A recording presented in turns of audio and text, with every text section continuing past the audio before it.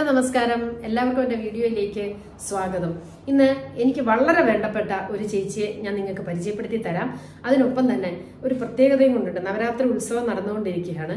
അതുകൊണ്ട് ഈ ചേച്ചിയുടെ പേര് ഗീത എന്നാണ്. അപ്പം ഗീത ചേച്ചി നവരാത്രിയെ കുറിച്ച് ഒരു നല്ല മനോഹരമായ ഒരു പുസ്തകം എഴുതിയിട്ടുണ്ട്. അപ്പൊ ആ പുസ്തകത്തെ ഒന്ന് ഇൻട്രൊഡ്യൂസ് ചെയ്ത് തരാനും വേണ്ടിയിട്ടാണ് ഇന്ന് ഈ വീഡിയോ ചെയ്തത്. ഇനി ചേച്ചി ആരാണെന്ന് ചോദിച്ചു കഴിഞ്ഞാൽ, ചേച്ചി സാംസ്കാരിക വകുപ്പിലായിരുന്നു ഔദ്യോഗിക ജീവിതം തുടങ്ങിയത്.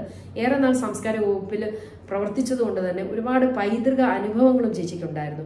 സെക്രട്ടേറിയറ്റിൽ അഡീഷണൽ സെക്രട്ടറി ആയിട്ടാണ് റിട്ടയർ ആയത്. അപ്പൊ നമുക്ക് അവിടെ വെച്ച് കാണാം. എനിക്ക് ഇന്ന് ഒരു വളരെ കുറച്ച് സമയം, വളരെ ലിമിറ്റഡ് ആയിട്ടുള്ള ഒരു സമയം കിട്ടി ചേച്ചിയായിട്ടൊരു കോൺവെർസേഷൻ. അപ്പം ഞാൻ വിചാരിച്ചു ആ ഒരു കോൺവെർസേഷനും കൂടി ഈ വീഡിയോയിൽ ഇൻക്ലൂഡ് ചെയ്തിട്ട് നിങ്ങൾക്കൊന്ന് കാണിച്ചു തരാമെന്ന് വിചാരിക്കുന്നു. അപ്പം ഇത് സ്ഥലം എന്ന് പറഞ്ഞാൽ ശ്രീവരാഹത്താണ്. അപ്പം റിട്ടയർ ആയി കഴിഞ്ഞ് ചേച്ചി ഒരുപാട് ചാരിറ്റി പ്രവർത്തനങ്ങളും ഒക്കെ ചെയ്യുന്നുണ്ട്. അതേപോലെ തന്നെ ഈ ശ്രീവരാഹം വനിതാ സമിതിയുടെ സെക്രട്ടറി കൂടിയാണ് ചേച്ചി. അപ്പം അവിടെ ഒന്നുണ്ടാവുമെന്ന് പറഞ്ഞു. അപ്പം അങ്ങോട്ട് വന്നാൽ മതി എന്ന് പറഞ്ഞു. അപ്പം ഞാൻ എൻ്റെ മൊബൈലിലാണ് ഈ ഒരു ചെറിയൊരു കോൺവെർസേഷൻ എടുത്തത്.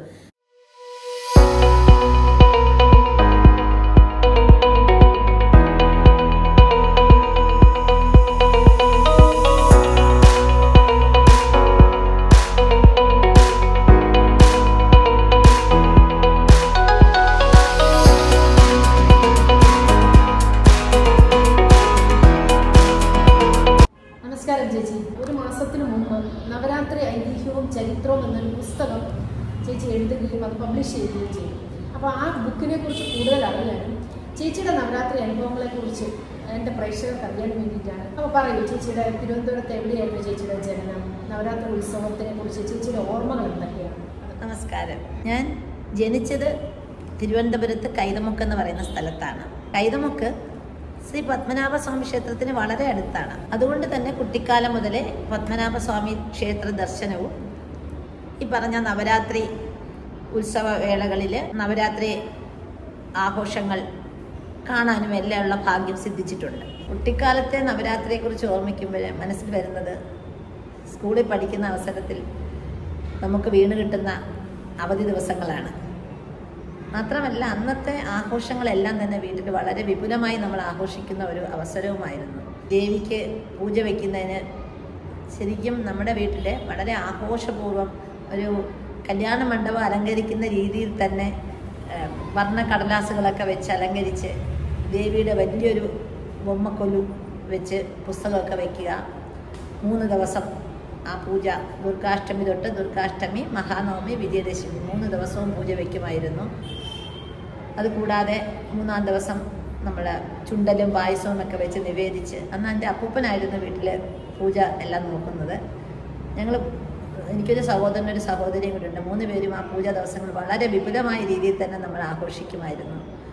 അതിന് പുറമെ എനിക്ക് ഓർമ്മിക്കാനുള്ളത്, ഈ പൂജ എഴുന്നള്ളത്തിന് ഒരു പ്രാധാന്യം എൻ്റെ മനസ്സിൽ വരുന്നുണ്ട്. അതായത് ദേവി എഴുന്നള്ളിച്ച് വരുന്നത് കാണാൻ അന്നൊരു അസുലഭ ഭാഗ്യം കിട്ടിയത് എൻ്റെ അമ്മയുടെ ഓഫീസ് പത്മതീർത്ഥക്കരയിലായിരുന്നു.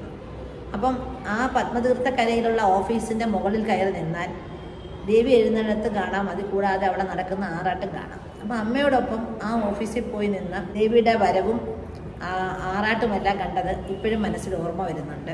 പക്ഷേ ദേവി വരുന്നത് എവിടെ നിന്നാണെന്നോ അവിടെ നടക്കുന്ന കൃത്യം എന്താണെന്നോ ഒന്നും അറിയില്ല. പക്ഷേ ഈ നവരാത്രി മണ്ഡപത്തിലെ 10 ദിവസത്തെ പൂജയിൽ ഈ അവധി ദിവസങ്ങളിൽ 1-2 ദിവസം വളരെ വലിയ ക്യൂ ആയിരിക്കും. എന്നാലും ക്യൂ നിന്ന് അതിനകത്ത് കയറി അത് ദേവിയെ തൊഴുന്നതൊക്കെ നല്ല ഓർമ്മയുണ്ടിരുന്നു. അത് അവിടുത്തെ ആ നവരാത്രി മണ്ഡപത്തിലെ അലങ്കാരവും പാക്കും നാരങ്ങയും ഒക്കെ വെച്ച് അവിടുത്തെ തൂണുകൾ അലങ്കരിച്ചിരിക്കുന്നതും പൂവിട്ടിരിക്കുന്നതും ഒക്കെ കാണാൻ, ആ സ്ഥലത്തിന്, ആ നവരാത്രി മണ്ഡപം നമുക്ക് കാണാൻ ആ പൂജാവേളകൾ മാത്രമേ സാധിക്കണമായിരുന്നു. അതൊക്കെ വളരെ സന്തോഷത്തോടു കൂടി അവിടുത്തെ നമ്മുടെ അവനകത്ത് കടക്കണമെങ്കിൽ നമുക്ക് വേഷവിധാനം തന്നെ ഉണ്ട്. നമ്മുടെ കൂട്ടത്തിൽ ചേട്ടനൊക്കെ വരുന്നുണ്ടെങ്കിൽ മുണ്ടെടുത്ത് മാത്രമേ വരാവൂ. അതുകൊണ്ട് ഈ പത്മനാഭസ്വാമി ക്ഷേത്രത്തിൽ പോകുന്നത് പോലെ തന്നെ അതേ രീതിയിൽ ഡ്രസ്സൊക്കെ ചെയ്ത് അവിടെ നവരാത്രി തൊഴാൻ പോകുന്നത്, നമ്മുടെ പൂജവെപ്പ് തൊഴാൻ പോകുന്നു എന്നാണ് പറയുന്നത്. അപ്പോൾ ചേച്ചി കൂടുതൽ കാലം സാംസ്കാരിക വകുപ്പിലാണെന്ന് പറഞ്ഞല്ലോ. അപ്പം കേരളത്തിൻ്റെ പൈതൃക അനുഭവങ്ങളെ കുറിച്ച് ഒരുപാട് ഓർമ്മകളും ഒരുപാട് ചരിത്രപരമായ കാര്യങ്ങളും ചേച്ചിക്ക് അറിയാമായിരിക്കും. രാത്രിയുടെ ഐതിഹ്യവും ചരിത്രവും എന്ന് പറഞ്ഞ ഈ പുസ്തകം എഴുതാനുള്ള റീസൺ അതായിരുന്നു. അതായിരുന്നു ഒരു പ്രചോദനം. പ്രചോദനം എന്തായിരുന്നു എന്ന് ചോദിച്ചാൽ, ഞാനിപ്പം ആദ്യം എൻ്റെ ഓർമ്മകൾ പറഞ്ഞപ്പോഴേ ഈ പൂജ എഴുന്നള്ളത്ത് വരുന്നത് കണ്ടിട്ടുണ്ടെന്ന് പറഞ്ഞല്ലോ. അപ്പൊ ഈ എഴുന്നള്ളത്തിനെ കുറിച്ച് എനിക്ക് വലിയ വിവരമൊന്നും ഇല്ലായിരുന്നു. ഞാൻ സെക്രട്ടറിയിൽ അഡീഷണൽ സെക്രട്ടറി ആയിരുന്നു. എനിക്ക് ആദ്യം പോസ്റ്റിംഗ് കിട്ടിയ സാംസ്കാരിക വകുപ്പിലായിരുന്നു. ഞാൻ അങ്ങനെ സാംസ്കാരിക വകുപ്പിൽ ജോയിൻ ചെയ്ത് അധികം നാളാവുന്നതിന് മുമ്പ് ഒരു ദിവസം ഒരു മീറ്റിങ്ങിനുള്ള ഒരു ഇൻവിറ്റേഷൻ കിട്ടി. അത് നോക്കിയപ്പോൾ ഉടവാൾ കൈമാറ്റ ചടങ്ങ് എന്നൊരു ഇതായിരുന്നു. ആ ഇൻവിറ്റേഷൻ കിട്ടിയപ്പോൾ എനിക്ക് ഉടവാൾ കൈമാറ്റ ചടങ്ങ് എന്ന് പറഞ്ഞാൽ എന്താണെന്ന് പോലും അറിയില്ല.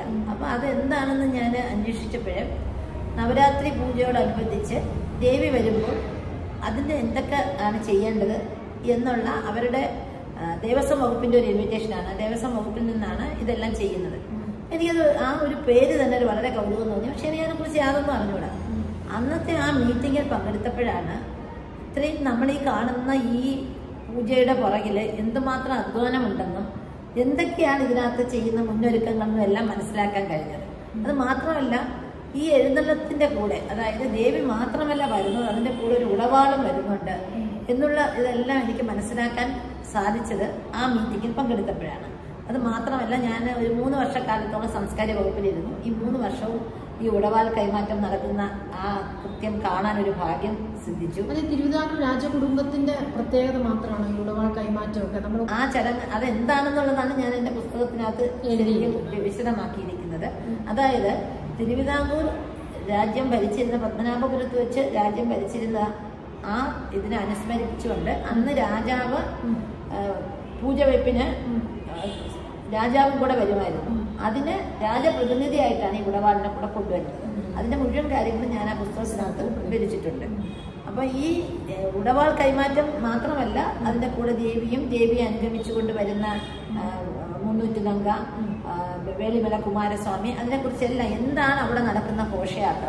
ആ ഘോഷയാത്ര തിരുവനന്തപുരത്ത് എത്തുമ്പോഴാണ് ഈ ഞാൻ പറഞ്ഞ കിഴക്കേക്കോട്ടയിലെ സ്വീകരണം കൊടുക്കുന്നതും അന്ന് ഞാൻ പണ്ടത് കണ്ടിട്ടുണ്ടെന്ന് പറയുന്നത്. പക്ഷെ അതിനെക്കുറിച്ച് എനിക്ക് അജ്ഞതയുണ്ടായിരുന്നു. എനിക്ക് തന്നെ അറിഞ്ഞൂടായിരുന്നു. ആ സാംസ്കാരിക വകുപ്പിലെത്തി ഇത് മനസ്സിലാക്കുന്നത് വരെ എനിക്ക് അറിഞ്ഞൂടായിരുന്നു. ഞാൻ പലരോടും ഇങ്ങനെ ഒരു ഇതുണ്ട് അറിയാമോ എന്ന് ചോദിച്ചപ്പോൾ എനിക്കറിയാവുന്ന എൻ്റെ ഒരു പരിചയപ്പെട്ട ആർക്കും തന്നെ ഇത് അറിഞ്ഞൂടാ. അപ്പം എനിക്ക് തോന്നി ഇങ്ങനെ ഒരു പുസ്തകം എഴുതിയാൽ അത് കുറച്ചു പേർക്കെങ്കിലും ഒരു ഉപകാരമാവുമല്ലോ, വായിക്കുന്നവർക്ക് അറിയാൻ പറ്റുമല്ലോ എന്ന് വിചാരിച്ചുകൊണ്ട് എൻ്റെ അറിവുകളെ ഞാൻ ആ പുസ്തകത്തിലേക്ക് പകർന്നതാണ്. എന്നാലും ചേച്ചിക്ക് ഈ പുസ്തകം എഴുതുമ്പോൾ ഒരുപാട് റെഫറൻസ് ആവശ്യമായി വന്നില്ലായിരുന്നോ? അപ്പം അതിന് ആരൊക്കെയാണ് ചേച്ചി വന്നിരുന്നു? ഈ സാംസ്കാരിക വകുപ്പിൽ തന്നെ നമ്മുടെ സാംസ്കാരിക വകുപ്പെന്ന സെക്രട്ടറിയിൽ പറയുന്നതാണെങ്കിൽ സാംസ്കാരിക കാര്യവകുപ്പ് എന്നാണ് അതിന്റെ പേര്. അതിന്റെ കൂട്ടത്തിൽ തന്നെ പുരാവസ്തു, പുരാരേഖ, അവിടെ മ്യൂസിയം വകുപ്പുണ്ട്. അപ്പൊ എനിക്ക് ഈ പുരാവസ്തു വകുപ്പിൽ അറിയാവുന്ന കുറച്ച് പേരോട് ഞാൻ ഇതിനെക്കുറിച്ച് ചോദിച്ചു. അപ്പൊ എവിടെ നിന്നൊക്കെയാണ് ഇതിന്റെ രേഖകൾ കിട്ടാൻ സാധ്യതയുള്ളതെന്നൊക്കെ പറഞ്ഞു തന്നു. പല ലൈബ്രറികളിൽ റെഫർ ചെയ്തു. അപ്പൊ പാലസ് മാനുവൽ എന്ന് പറഞ്ഞിട്ടൊരു പുസ്തകമുണ്ട്. ആ പാലസ് മാനുവലിൽ കുറച്ച് രേഖകൾ ഉണ്ടായിരുന്നു. പിന്നെ കുറെ പേര് വാമൊഴിയായിട്ട് തന്നു. കാരണം പത്മനാഭപുരത്ത് തന്നെ ഈ പണ്ട് ഈ പൂജാ വിഗ്രഹം കഴുകിക്കൊണ്ടിരുന്ന ഒരാൾ അദ്ദേഹത്തെ നേരിട്ട് കണ്ട് എന്തൊക്കെയാണ് എന്താണ് ദേവിയുടെ ആ വിഗ്രഹത്തിന്റെ പ്രത്യേകത അതെല്ലാം അദ്ദേഹം പറഞ്ഞതെന്നാണ്. പിന്നെ ഇങ്ങനെ പല സുഹൃത്ത് വലയത്തിൽ നിന്നും എനിക്ക് വിവരങ്ങൾ കിട്ടി. പൂജപ്പുര കൃഷ്ണനായ സാറിനെ പോയി കണ്ട് പൂജപ്പുരത്തെ വിവരങ്ങളൊക്കെ ചോദിച്ചു. പൂജപ്പുരയെ സംബന്ധിച്ച് എനിക്ക് വലിയ വിവരമൊന്നും കിട്ടിയില്ല. അതെല്ലാം പൂജപ്പുര കൃഷ്ണനായ സാറിനെ എടുക്കാൻ പറ്റി. പിന്നെ ഇങ്ങനെ അറിയാവുന്ന പലരോടും മലയഗിരി ഗോപാലകൃഷ്ണ സാറ് കുറെ വിവരങ്ങൾ തന്നു. ശശിഭൂഷൺ സാറിൻ്റെ സംസാരിച്ച് ഇങ്ങനെ പലരുടെ കയ്യിൽ നിന്ന് വിവരങ്ങൾ കളക്ട് ചെയ്ത് വാമൊഴിയായി കിട്ടിയ വിവരങ്ങളും പാലസ് മാനുവലിൽ നിന്ന് കിട്ടിയ രേഖകളും എല്ലാം ഞാൻ ഉൾപ്പെടുത്തിയിട്ടുണ്ട്, ചേർത്തിട്ടാണ് ചെയ്തിരിക്കുന്നത്. പിന്നെ ചേച്ചി, ഈ നവരാത്രിക്ക് ഒരുപാട് ആചാരാനുഷ്ഠാനങ്ങളുണ്ട്, അതും ഈ പുസ്തകത്തിൽ പ്രതിപാദിച്ചിട്ടുണ്ട്. അപ്പം ചേച്ചിയുടെ ഒരു അറിവിൽ എന്തൊക്കെയാണ് ഈ നവരാത്രിക്ക് നമ്മൾ ചെയ്യുന്ന ആചാരാനുഷ്ഠാനങ്ങൾ? സാധാരണയായിട്ട് ചെയ്യുന്നത് എന്തൊക്കെയാണ്? എങ്ങനെയാണ് വ്രതം അനുഷ്ഠിക്കേണ്ടത്? പല വീടുകളിലും ബൊമ്മക്കൊലു വെച്ച് കാണും. അപ്പം ഈ ബൊമ്മക്കൊലു എന്ന് പറയുന്നത് ഏകദേശം ഈ സ്പോട്ട് മുതൽ നമ്മുടെ വീടിൻ്റെ സൈഡ് വരെയുള്ള പല റോഡ് സൈഡുകളിൽ ധാരാളം കൊലു വെക്കാനുള്ള ബൊമ്മകൾ വരും. പണ്ട് തലയിലൊക്കെ വെച്ചുകൊണ്ട് ബൊമ്മക്കൊലു എന്ന് വിളിച്ച് വരുന്ന സ്ത്രീകളും ഒക്കെ ഉണ്ടായിരുന്നു. അപ്പോൾ ഈ ചില വീടുകളിലൊക്കെ ഓരോ നവരാത്രിക്കും ഉത്സവം തുടങ്ങുന്നതിന് മുമ്പായിട്ട് ഓരോ ബൊമ്മക്കൊലു വീതം വാങ്ങി അതിങ്ങനെ കൂട്ടി വെക്കുന്ന വഴിയാണ്. എന്നിട്ട് അത് വെച്ചാണ് ബൊമ്മക്കൊലു വെക്കുന്നത്. ഈ ബൊമ്മക്കൊലു നവരാത്രിയുമായിട്ടുള്ള ബന്ധമൊന്നും കുട്ടിക്കാലത്ത് അറിഞ്ഞൂടെങ്കിലും ബൊമ്മക്കൊലു റോഡ് സൈഡിൽ നിരന്നു കഴിഞ്ഞാൽ പൂജ വരാറായി എന്നൊരു ഓർമ്മ നമുക്ക് വരുമായിരുന്നു. അതും കുട്ടിക്കാലത്തെ ഓർമ്മകളിൽ ഒന്നാണ്. ചേച്ചി പറഞ്ഞല്ലോ ഈ ഉടവാൾ കൈമാറ്റ ചടങ്ങിനെ കുറിച്ച്. ചേച്ചി ആ ഒരു ചടങ്ങ് കണ്ടിട്ടുണ്ടെന്ന് പറഞ്ഞു. അപ്പം അതിനെക്കുറിച്ച് കൂടുതൽ ചേച്ചിക്ക് എന്താ പറയാനുള്ളത്? അത് ഈ ഉടവാൾ കൈമാറ്റ ചടങ്ങെന്ന് പറയുമ്പോൾ ഞാൻ അതിന്റെ ആദ്യം ഒന്നും കുറച്ച് മുന്നോട്ടായിട്ട് പറഞ്ഞോട്ടെ. അതായത് പണ്ട് മഹാരാജാവ് ത്രിപടിദാനം നടത്തി രാജ്യം പത്മനാഭന് സമർപ്പിച്ചു എന്ന് കേട്ടിട്ടുണ്ടല്ലോ. അങ്ങനെ രാജ്യം പത്മനാഭന് സമർപ്പിച്ച ശേഷം ഈ പത്മനാഭപുരത്ത് ഉപരിക മാളിക എന്നൊരു കെട്ടിടമുണ്ട്. ആ കെട്ടിടത്തിൽ നാലാമത്തെ നിലയിൽ പത്മനാഭൻ ശയിക്കുന്ന ഒരു ശയനമുറിയുണ്ട്. അപ്പൊ ഈ രാജാവ് ദൈനംദിന കണക്കുകൾ, രാജാവ് പത്മനാഭദാസനായി കഴിഞ്ഞു. അപ്പൊ ദൈനംദിന കണക്കുകൾ പത്മനാഭനെ ബോധിപ്പിക്കുന്നത് അവിടെ ഇരുന്നാണെന്നാണ് പറയുന്നത്. അവിടെ പത്മനാഭൻ ശയിക്കുന്ന ഒരു കട്ടിലുണ്ട്. അതിന് മുമ്പിലൊരു പീഠമുണ്ട്. ആ പീഠത്തിലാണ് ഉടവാൾ വെച്ചിരിക്കുന്നത്. അതായത് രാജാവ് വാളും പത്മനാഭന് സമർപ്പിച്ചു കഴിഞ്ഞു. അപ്പൊ ഈ ഉടവാള് രാജാവിന്റെ ഒരു പ്രതിരൂപമായിട്ടാണ് വെച്ചിരിക്കുന്നത്. ഈ ഉടവാളാണ് പൂജാ സമയത്ത് സരസ്വതി ദേവിയോടൊപ്പം തിരുവിതാംകൂറിലേക്ക് കൊണ്ടുവരുന്നത്, അല്ലെങ്കിൽ തിരുവനന്തപുരത്തേക്ക് കൊണ്ടുവരുന്നത്. അതായത് രാജാവ് പണ്ടും ഈ പൂജ നടത്തിയിരുന്നു. അത് പത്മനാഭപുരത്തെ മണ്ഡപത്തിൽ വെച്ചായിരുന്നു. അവിടെ ഒരു തേവാരപ്പുരയുണ്ട്. ആ തേവാരപ്പുരയിലാണ് സരസ്വതി ഇരിക്കുന്നത്. ആ സരസ്വതിയെ തേവാരപ്പുരയിൽ നിന്നും ആനപ്പുറത്തേറ്റിയാണ് തിരുവിതാംകൂറിലേക്ക് കൊണ്ടുവരുന്നത്. ആ കൂട്ടത്തില് ഉടവാളും അനുഗമിക്കുകയാണ്. ഈ ഉടവാള് രാജാവ് തിരുവനന്തപുരത്തേക്ക് വരുന്നു എന്നതിന്റെ ഒരു പ്രതിരൂപമായിട്ടാണ് സങ്കല്പം. കൂടെ വരുന്ന വിഗ്രഹങ്ങൾ പുറപ്പെട്ട് കഴിയും. അവരെല്ലാം പത്മനാഭപുരത്തെത്തും. എന്നിട്ട് പത്മനാഭപുരത്ത് നിന്ന് സരസ്വതി ദേവിയുടെ ഒപ്പം മറ്റ് 2 വിഗ്രഹങ്ങളും അനുഗമിച്ച് തിരുവിതാംകൂറിൽ എത്തുകയാണ് ചെയ്യുന്നത്. തിരുവനന്തപുരത്ത് എത്തുകയാണ്. പിന്നെ ചേച്ചി, ഈ നവരാത്രി മണ്ഡപത്തില് ഈ 9 ദിവസവും സംഗീത കച്ചേരി ഉണ്ടെന്ന് പറഞ്ഞു, സ്വാതന്ത്ര്യനാൾ സംഗീത കച്ചേരി. അപ്പൊ അതിനൊരു ചിട്ടയൊക്കെ ഉണ്ടോ? എങ്ങനെയാണ് സംഗീത കച്ചേരി? ഈ സംഗീത കച്ചേരി സ്വാതന്ത്ര്യനാൾ ചിട്ടപ്പെടുത്തിയ കീർത്തനങ്ങളാണ് അവിടെ ആലപിക്കുന്നത്. ഈ സംഗീത കച്ചേരി നടക്കുന്നത് നവരാത്രി മണ്ഡപത്തിനകത്ത് തന്നെയാണ്. ആ സംഗീത കച്ചേരി ആസ്വദിക്കുന്നതിനായിട്ട് രാജകുടുംബാംഗങ്ങളും എത്താറുണ്ട്. 5:30 മുതൽ 8:30 മണി വരെയാണ് സംഗീത കച്ചേരി നടക്കുന്നത്. സ്വാതന്ത്ര്യനാളിന്റെ കീർത്തനങ്ങളാണ് സംഗീത കച്ചേരിക്ക് ആലപിക്കുന്നത്. 5:30 അകത്ത് കയറി കഴിഞ്ഞാൽ പിന്നെ 8:30 കഴിയാതെ ആളെ പുറത്തേക്ക് വിടില്ല. കച്ചേരി നടക്കുന്ന അത്രയും സമയം അതിനകത്ത് ഉണ്ടാവണം ആളുകൾ. അല്ലാതെ ഇടയ്ക്ക് ഒരു 6 മണിക്കോ മറ്റോ കയറാനാണെങ്കിൽ സമ്മതിക്കും. പക്ഷെ തിരിച്ച് പുറത്തേക്ക് ഇറങ്ങാൻ ആരെയും അനുവദിക്കാറില്ല. അതായത് മൈക്കൊന്നുമില്ല. ഇന്നും അതേ രീതിയിൽ, പണ്ടത്തെ അതേ രീതിയിലാണ് സംഗീത കച്ചേരി നടക്കുന്നത്. നമ്മുടെ ആ മണ്ഡപത്തിന്റെ മുകളിലായിട്ട് കുടങ്ങൾ അടുക്കി വെച്ചിട്ടുണ്ട്, പല ക്രമീകരണങ്ങളോടുകൂടി വ്യത്യസ്ത ആംഗിളുകളിൽ. അതായിരുന്നു പണ്ടത്തെ ഒരു ശബ്ദ സിസ്റ്റം നടത്തിയിരുന്നത്. മൈക്കില്ലാതിരുന്നപ്പോൾ ഏത് രീതിയിലാണ്. ഇന്നും അത് അവിടെ തന്നെ ആ അക്കോസ്റ്റിക് സിസ്റ്റം തന്നെയാണ് അവരവിടെ ഉപയോഗിക്കുന്നത്. സ്വാതന്ത്ര്യനാളിന്റെ കീർത്തനങ്ങളെ കുറിച്ചും ബാക്കി വിവരണങ്ങളും എല്ലാം ഞാൻ ആ പുസ്തകത്തിൽ എഴുതിയിട്ടുണ്ട്. എങ്ങനെയാണ് സംഗീത കച്ചേരി നടക്കുന്നതെന്ന്. അതിനകത്ത് ഡ്രസ് കോഡുണ്ട്.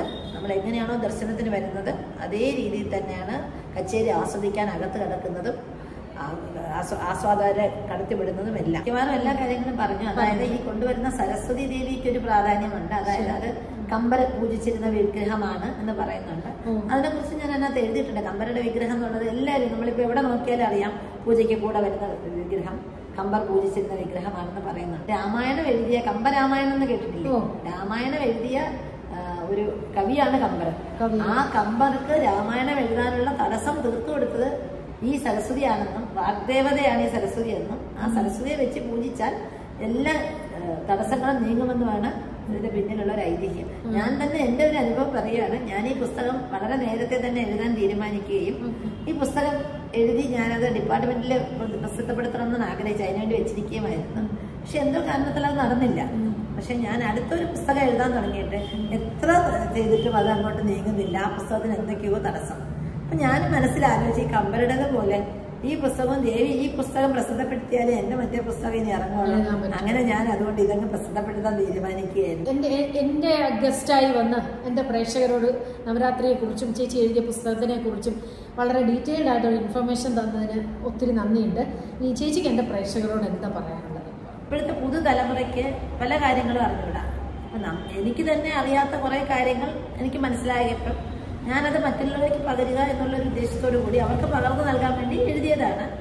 ആർക്കൊക്കെയാണോ ഇത് വായിക്കാൻ ഇഷ്ടമുള്ളത്, ഇപ്പൊ ഇതിലെ രേഖകൾ തന്നെ പല രേഖകളും ഈ പുസ്തകം എൻ്റെ നിന്ന് വാങ്ങിയവർക്ക് പലർക്കും ഇതിലെ ചില രേഖകളൊക്കെ കണ്ടിട്ട് വളരെ കൗതുകത്തോടുകൂടി റിവ്യൂ എഴുതിയവരൊക്കെ ഉണ്ട്. അപ്പൊ അത് കാണുമ്പം എനിക്കറിയാത്ത പല കാര്യങ്ങളും ഞാൻ അവർക്ക് മറുപടി കൊടുക്കാൻ വേണ്ടി പോലും ഞാൻ പലരോടും ചോദിച്ച് മനസ്സിലാക്കേണ്ടി വന്നു. കാരണം ഞാൻ ആ രേഖ വെച്ചെങ്കിലും ഞാൻ പോലും അത് നേരെ പഠിക്കാൻ എനിക്ക് അവസരം കിട്ടിയില്ല.